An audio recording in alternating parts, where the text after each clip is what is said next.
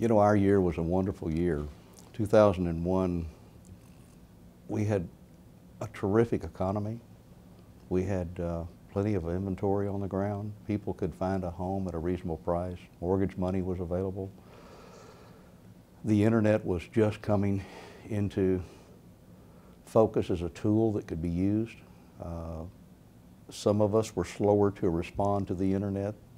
The younger agents were really buying into it, and they were using it like crazy, and TAR was trying to keep up. We were literally technology starved, or technology underfunded, I think would be the best answer. We weren't even funding our technology at the level that we needed to. So yeah, I think there's some issues in 2001 that were important.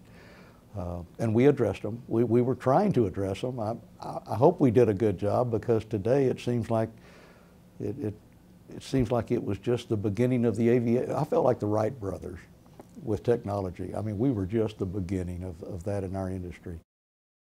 What September 11th did for myself as a leader, it showed me the resilience and the strength of an American.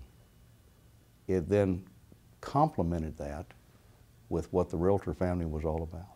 I was so proud of our association. I mean, you talk about being in a spot that you didn't want to be in, dealing with something that was just unimaginable, and have a convention a couple of weeks away from you. We had scheduled to go to Dallas that year, and September 11th occurs, and we had to have a conference call and take the executive committee and say, okay, folks, what do we do? Why do we do it?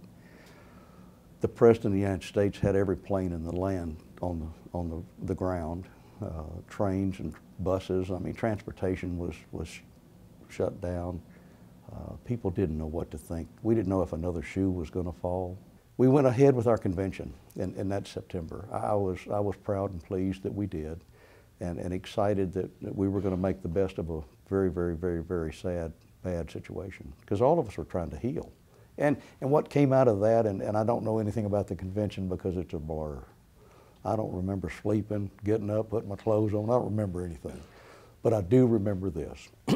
We created a spiritual, emotional, religious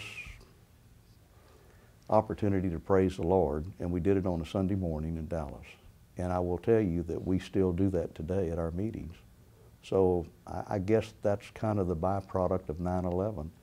If I could go back and rewrite history, the biggest and the most important thing I would change would be 9/11. It wouldn't be, we wouldn't have had it. We'd wake up from a nightmare and say, gosh, that was a horrible story. I'm glad it didn't happen. But it did, and it was scary.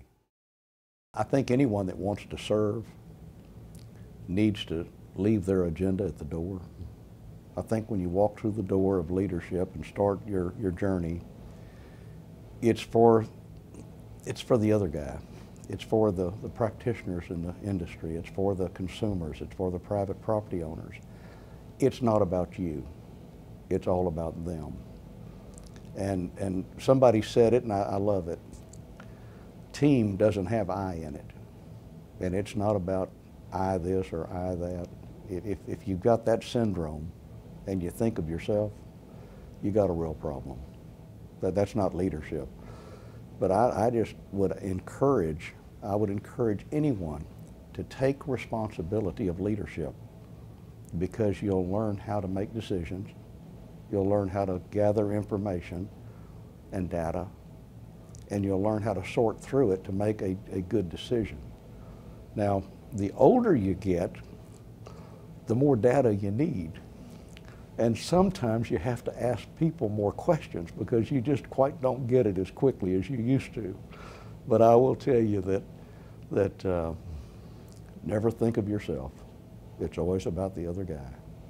And with a pure heart, with honesty, transparency, truthfulness, good ethics and morals, you will be a successful and rewarded leader.